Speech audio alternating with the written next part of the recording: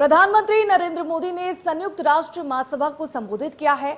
अपने संबोधन में पीएम ने लोकतंत्र की ताकत का जिक्र करते हुए साथ ही अफगानिस्तान की महिलाओं, बच्चों और अल्पसंख्यकों के लिए भी चर्चा की है। पीएम मोदी ने आतंक पर जमकर प्रहार किया और संयुक्त राष्ट्र को भी अपनी विश्वसनीयता बढ़ाने की सीख दी। पीएम मोदी ने भारत सरकार की ओर से लोगों को बैंकिंग सिस्टम से जोड़ने, सर्वसमावेशी विकास, 36 करोड़ से अधिक लोगों को बीमा सुरक्षा कवच, 50 करोड़ से ज्यादा लोगों को मुफ्त इलाज की सुविधा भी देने की चर्चा की है। उन्होंने कहा कि भारत ने 3 करोड़ घर बनाकर होमलेस परिवारों को होम ओनर बनाया है। प्रदूषित पानी की समस्या से निजात दिलाने के लिए सरकार की ओर से चलाए जा रहे अभियान पर भी बात की है। साथ ही प्रधानमंत्री ने कहा कि आज विश्व का हर छठा नागरिक भारतीय है और जब भारतीयों की प्रगति होती है तो विश्व के विकास को भी गति मिलती है। विश्व का हर छठा व्यक्ति भारतीय है। जब भारतीयों की प्रगति होती है तो विश्व के विकास को भी गति मिलती है। When India grows, the world grows. When India reforms, the world transforms. Bharat में हो रहे साइंस और टेक्नोलॉजी आधारित इनोवेशंस विश्व की बहुत मदद कर सकते हैं। हमारे टेक सॉल्यूशंस का स्केल और उनकी कम लागत दोनों अतुलनीय है।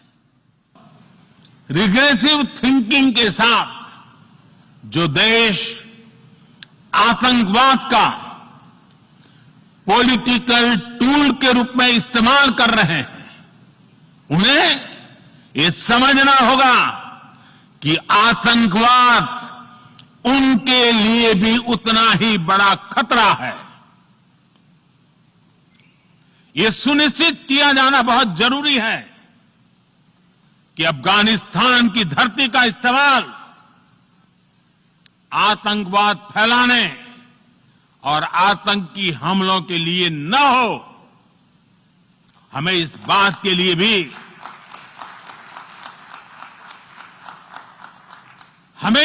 के लिए भी सतर्क रहना होगा कि वहां की नाजुक स्थितियों का कोई देश अपने स्वार्थ के लिए एक टूल की तरह इस्तेमाल करने की कोशिश न करें। इस समय अफगानिस्तान की जनता को, वहां की महिलाओं और बच्चों को, वहां की माइनॉरिटीज को मदद की जरूरत है और इसमें हमें अपना दायित्व निभाना ही होगा। भारत के महान कूटनीतिज्ञ आचार्य चाणक्य ने सदियों पहले कहा था, कालातिक्रमात् काल एव फलम पिबति। जब सही समय पर सही कार्य नहीं किया जाता तो समय ही उस कार्य की सफलता को समाप्त कर देता है। संयुक्त राष्ट्र को खुद को प्रासंगिक बनाए रखना है तो उसे अपनी इफेक्टिवनेस को सुधारना होगा, रिलायबिलिटी को बढ़ाना होगा। यूएन पर आज कई तरह के सवाल खड़े हो रहे हैं। इन सवाल को हमने क्लाइमेट क्राइसिस में देखा है, कोविड के दौरान देखा है, दुनिया के कई हिस्सों में चल रही प्रॉक्सी वॉर, आतंकवाद और अभी अफगानिस्तान के संकट ने इन सवालों को और गहरा कर दिया है। हमारे समंदर भी हमारी साझी विरासत है, इसलिए हमें ये ध्यान रखना होगा कि ओशन रिसोर्सेज को हम यूज करें, एब्यूज नहीं।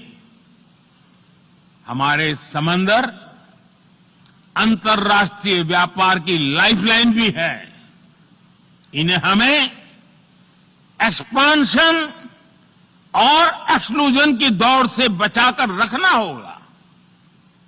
रूल बेस्ड वर्ल्ड ऑर्डर को सशक्त करने के लिए अंतर्राष्ट्रीय समुदाय को एक सुर में आवाज उठानी ही होगी।